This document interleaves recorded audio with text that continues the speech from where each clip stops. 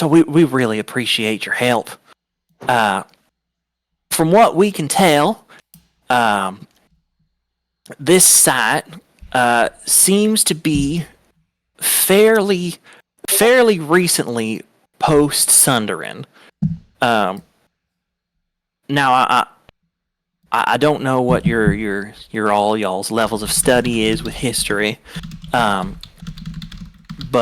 I assume at least you may have at least heard the name the Sunderin. No. I know. No. So a few of you nod, a few of you who probably, because I know at least for Crash and Viren, it's your first year in university. Yeah. Mm-hmm. Yeah. I nod but don't know. Yeah. I just got a blankly stare. Yeah, she gauges that kind of blank stare and she goes, "My mistake." She says, "Oh, my apologies." Briefly, the Sunderin is an event that, well, we kind of mark it as the start of modern history. The year now is 1252, and that's about when. That's based on the prediction of when society kind of restarted after the Sunderin. Over a millennia ago or so, and kind of lost to history. A cataclysmic event ripped through the world, known as the Sunderin, and during that time, magic completely stopped working, and the civilizations at that time fell into war and famine and kind of disappeared from history, and there's not a lot of records from that dark period. But after that time, we start to see civilizations start up again, leading to our modern ones like Neverfrost. Neverfrost started only a few hundred years after the end of the end of the Sunderin, once magic returned. And based on what we've been able to date here on the artifacts we found, we place this site anywhere between 20 to 50 Neverfrost prediction, so very, very early in the rebooting of society, which is exciting. This is ancient stuff. And Crash,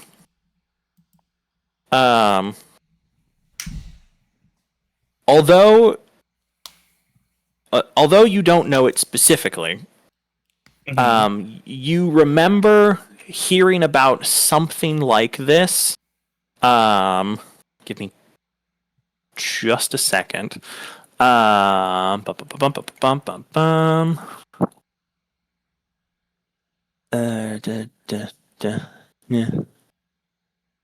Oh, for goodness sakes, where is it on your sheet? Okay. You remember hearing about this, if not fully understanding it when it was told to you then. But you remember hearing about this from Penslavia. She told you something like a similar story, and now that you're hearing the two of them together, it kind of clicks. Yeah. So this now that she's told you this sounds familiar. Okay. But so Dr. Ferndale shows you around the rest of the site and finishes talking to them. And she says, now, we'll spend the next few hours, searching around and, digging and, take your time. If you find anything, any artifacts or anything, bring them to the table and we'll appraise them and look them over and check their historical significance and we'll take the rest of the day until about dinner time, at which point we'll have some dinner, we'll rest up, you can work on your studies or read or whatever you'd like to do to relax for the evening, and then we'll start again tomorrow. So If you have any questions, you can always find me or Dr. Perseverance or Ferris, and all of us would be happy to help you. But we'll get you some equipment, and we'll thank you for it. Thank you very much. Thank you for having us. It's my pleasure. And she'll walk off. Alrighty. So if there's anything, oh, sorry. Go ahead. I looked at our professor and I say, maybe did I miss? Hold on. Actually, did you say what the site was beforehand, or did you just say it was 20 to 50 years after the Sundering? Was it like a town or like a city? Like, what was this site during that time when it was functional? So you kind of pick up from talking to her that, or from what she was saying, that this sounds like it was an early settlement. Oh, okay. Yeah, an early settlement. Yeah, no, you're good. Sorry, an early settlement from around 20 to 50 NP. So. And we're just we're looking for literally anything, just any artifact. Yeah. Basically, she's got like sections marked off with like wooden pitons and rope that are just kind of like marked off in the dig area. And she says that you guys are free to, take some digging equipment and look around and search for artifacts or anything you might find. She kind of shows you like the gist of how to like use the brushes and the small tools and things like that. And basically, you guys are kind of like set loose to assist in the dig. Okay, perfect. Or whatever you might want to do. But yeah. But yeah, so if there's anything specific anybody wants to do, feel free. Otherwise, we can just take some rolls for digging for the day. But I'm down to just go straight to digging. Is there a... Yeah. I'm prepared to become a digger. Hell yeah. Don't. What do you mean? Yeah, basically, whatever I'm told to do, that's exactly what I do, and I do it as to the letter as I possibly can. As Odell's waiting for instruction, I walk over to Odell and say, "Hey, come with me." From what I remember, we may be needing to look for faint traces of magic with these artifacts, and I can dig, and you can sense if you'd like. She looks at him. I mean, you can't see anything. So to it's just the like the veil. Because so she's, for those of you, for my audio listeners, she is completely covered almost head to toe in like Edwardian mourning garb. That her armor is like literally just like placed on top of. She wears a giant she's got a giant mourning veil that she wears. And when she's in her then she wears it almost 100% of the time. And so you cannot see her eyes. It feels like static is just emanating from her face as she tries to calculate what you're trying to say. And it takes her like maybe longer than it probably should. And she goes, okay. Yeah, I can do that. I can cast. I have magic. She says, like the biggest dumbass, and the entire world immediately shuts the fuck up, and then immediately starts. Ooh, actually, I do not have detect magic set for today. I have it for tomorrow, but I don't have it for today. Do you have detect magic? Nope. Nope. Okay. Just, maybe I could tomorrow. I could detect magic really well, but today I can just like, I don't. If you want, I can like look. As you're stammering, he just goes, "Okay," and then walks away towards a pile of rubble. She says, it's like looking back and forth. She's like, "Wait, okay, is he not do it tomorrow, or okay is doing it now?" And there she goes. Yep. Turns back to the professor, like, what does that mean? What am I doing here? What is this? She just looks at him. She goes, "I guess I'm going that way," and I follow after him. Absolutely confused out of my mind. Professor Barnes also just kind of shrugs and like nods. So guess we doing looking over there now. She says with no chill at all. Hmm. Alright, yeah, so Crash and Odile head off to one direction. What about the rest of y'all? What are you doing? I'm looking for like the shiniest pile, and that's where I'm gonna be digging. Alrighty. And Fern and Flint, how about you guys? What are y'all doing?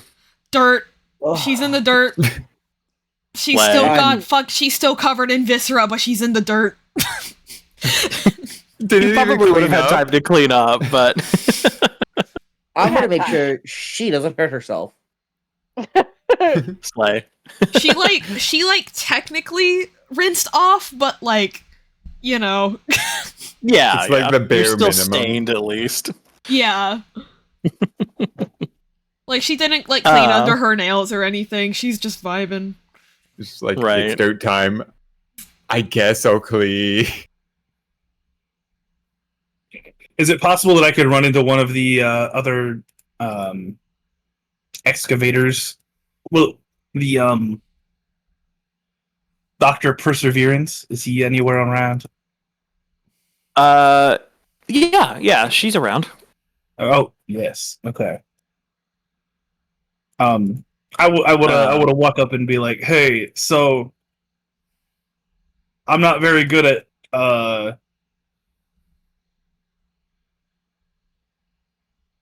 I can't look at something and know its worth, but I can look at something and know if I can break it. Am I better use just taking a pickaxe and going to town on a rock, or is there rubble that needs searched through?" She kind of looks you up and down for a second, and looks over the top of her glasses, and goes, I mean, there's a spot where we're trying to clear some underbrush and stuff. Actually, I'm gonna make a quick. Okay. Yeah, she looks you up and down. And she goes, I mean, yeah, there's a spot that we've started to clear some underbrush. And then, Crash, you don't catch this, Bo Dial. You unfortunately catch this. Oh no.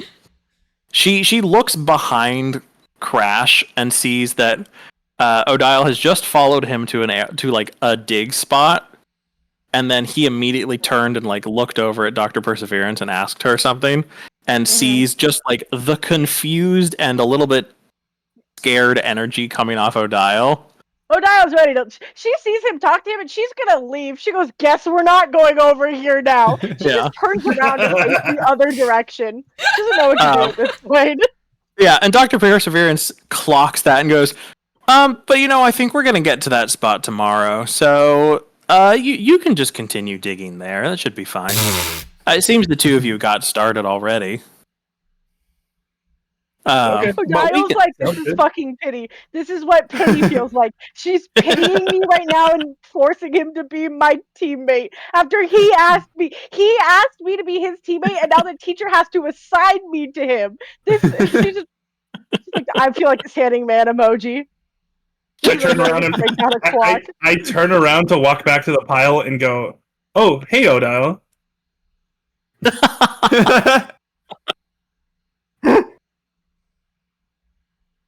Do you want to help me dig at the spot?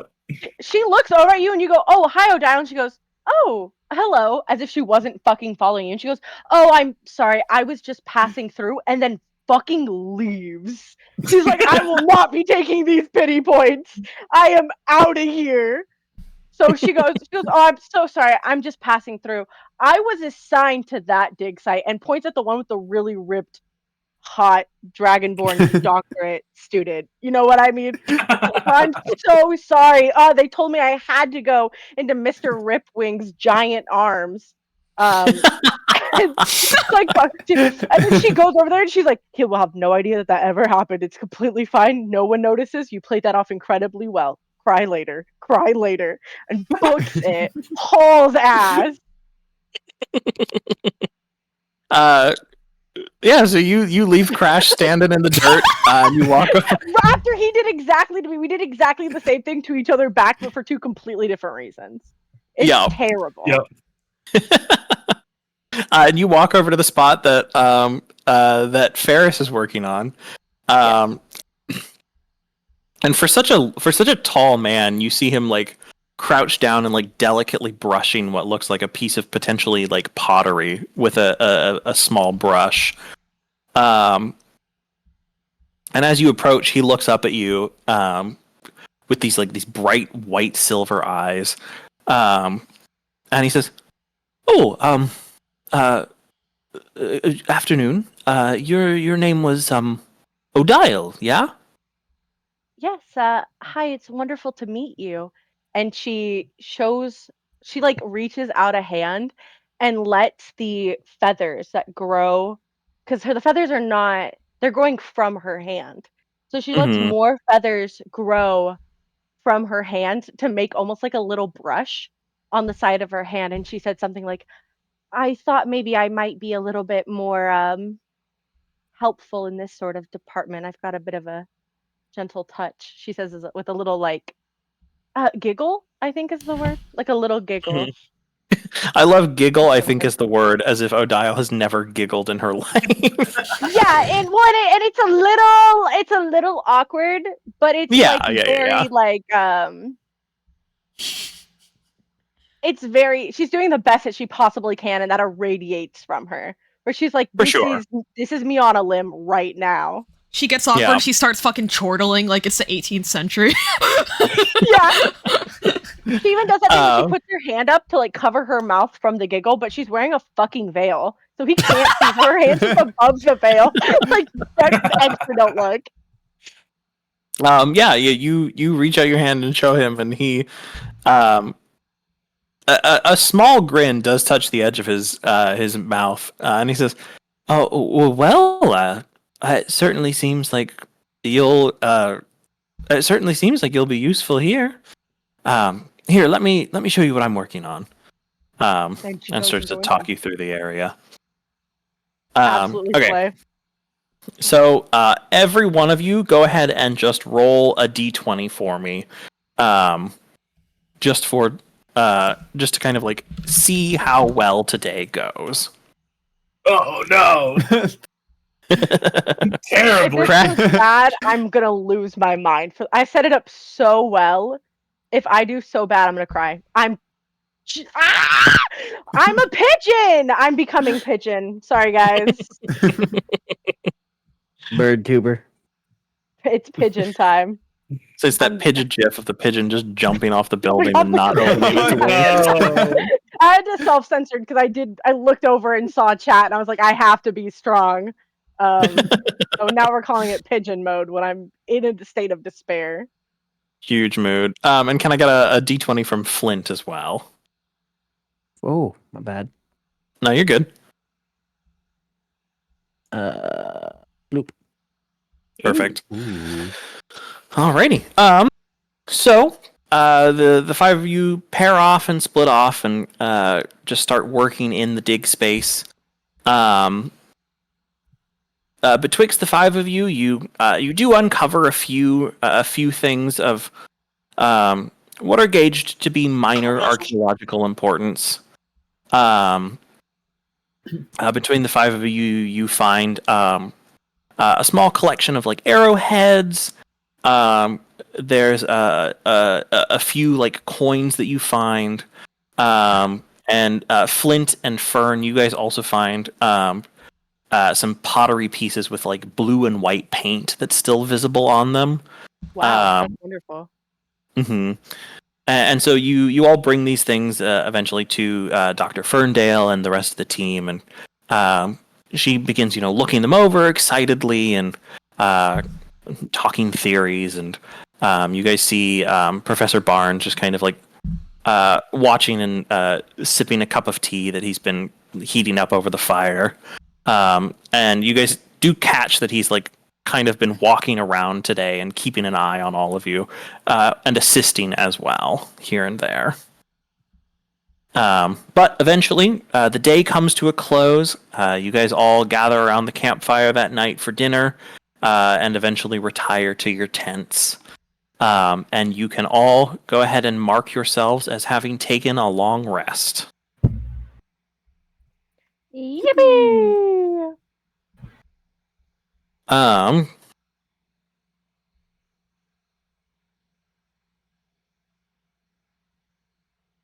there we go.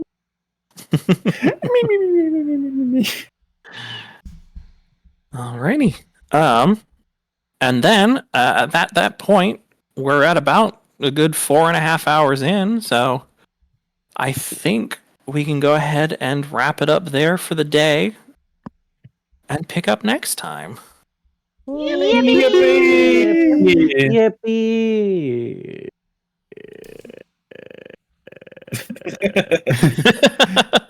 But thank you guys so much for playing. Thank you, chat, for hanging out with us. And I hope everyone enjoyed. Yeah. Thank you for being a wonderful DM. Yes. Of course, of course. Good night. I'm gonna Good hop night, off and all. put Good that on. night. Good Yeah. night. I'm gonna hop off and have some dinner as well. Do it. Good night. Okay, Good get your night.